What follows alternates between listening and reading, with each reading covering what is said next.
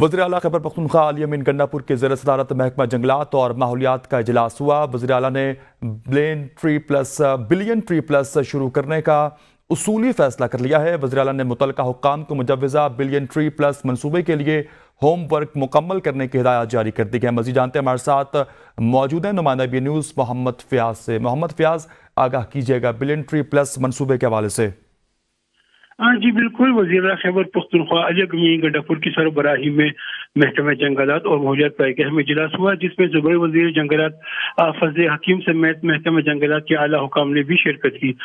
وزیر اعلیٰ نے کو محکمے کی انتظامی امور سے متعلق تفصیلی بریفنگ بھی دی گئی۔ اس حوالے سے جو ہے وہ بریفنگ کے دوران جنگلات کی کٹائی اور دوسرے جو اہم وہ ایشوز ہے اس پر بات کی گئی، چونکہ خیبر پختونخوا میں جنگلات کی غیر قانونی کٹائی کی شکایت جو ہے وہ زیادہ ہے۔ اس کی روک تھام کے لیے جو ہے جرمانوں کی موجودہ شرح بڑھانے کی تجویز دی گئی۔ اس موقع پر جرمانوں کو بڑھانے کے لیے جو ہے وہ باقاعدہ منظوری دے دی گئی۔